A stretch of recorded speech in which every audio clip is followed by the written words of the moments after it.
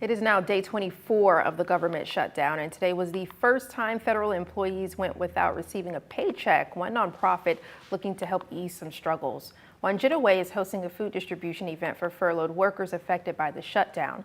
They tell us workers facing food insecurity will be able to pick up boxes of food and essentials. Way CEO talked about what he's hearing from people his organization serves.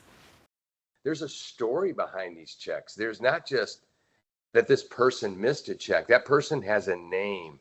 That person may have a family. They may have a sick relative. They may have a sick child. They may have extenuating circumstances. I mean, we just don't know where they're at or what they're going through. There is hope, and this thing is that this is a season. We get to walk through this season with you, and we're going to walk through this season as long as it lasts. The distribution is tomorrow from 9 to 11 a.m. at the parking lot of the Calhoun Community College Huntsville campus. We're just 1 week away from Halloween, but that isn't stopping the Land Trust of North Alabama from celebrating early with the showing of a spooky classic. Crews set up the screen this afternoon for a showing of Beetlejuice this evening at 3 Caves. And with the government shutdown, furloughed employees had a chance to get free tickets in a move the Land Trust says was the perfect chance to bring people together, saying, quote, knowing that some of our neighbors may be under extra stress right now, we wanted to offer a small gesture that reminds people they're valued and that there are still ways to get outside, relax, and enjoy North Alabama together, end quote. City of Huntsville is moving forward with its long-term plan for the Greenway expansion. City leaders have approved a contract to build 1.5 miles of new trail connecting Green Cove Road and Buxton Road to Hobbs Road and Redstone Road.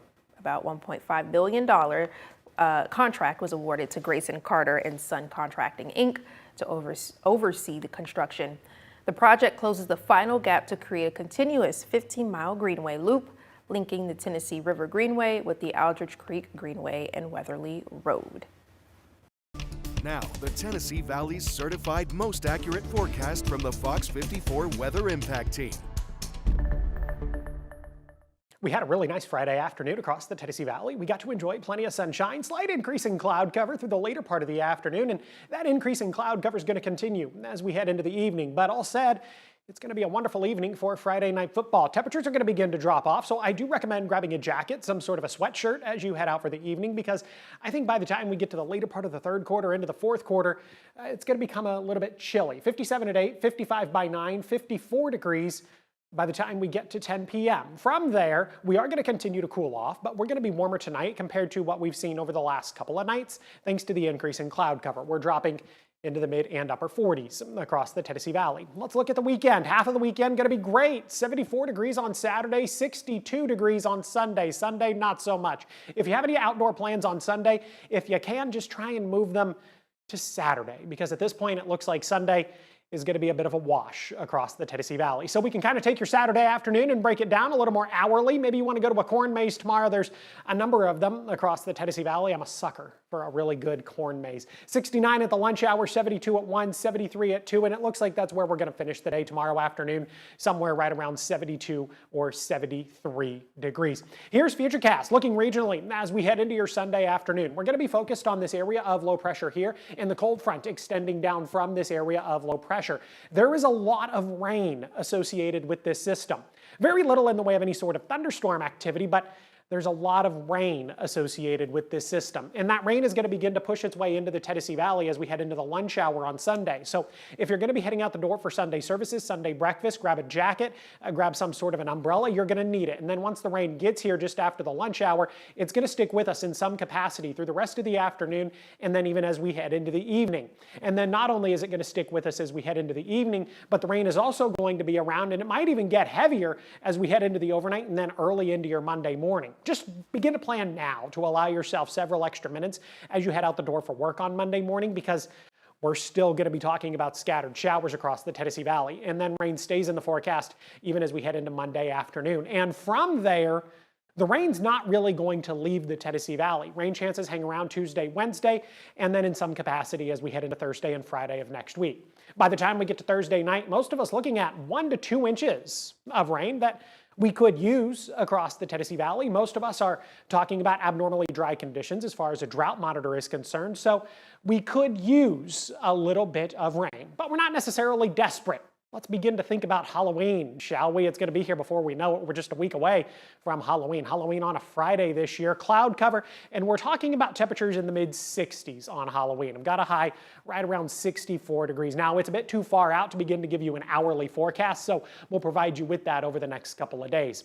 Have a good look at the next 7 days. We stick with the 60s, even falling into the 50s next week, 63, 66 Monday and Tuesday, 59, 58 next Wednesday, Thursday, and then 64 degrees on Halloween.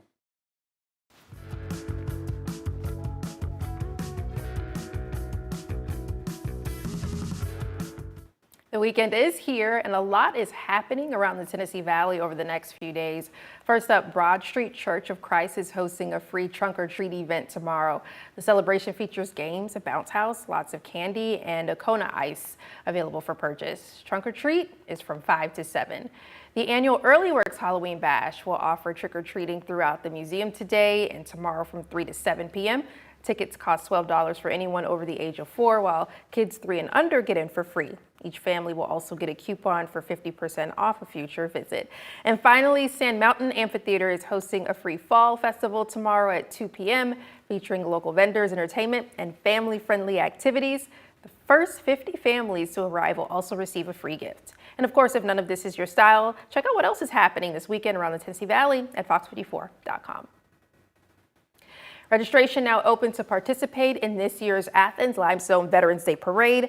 The annual celebration honors those who have served in the U.S. Armed Forces. The annual event draws community members of all ages, offering a chance to show appreciation for veterans and enjoy the patriotic spirit that fills downtown Athens each year. Anyone looking to participate will need to register with AMVETS Alabama Post 21. Nick, what's new with sports? Kanisha, our first down Friday night game of the week kicks off in less than 24 hours. We'll preview what's ahead in that game and on Fox 54 next in sports.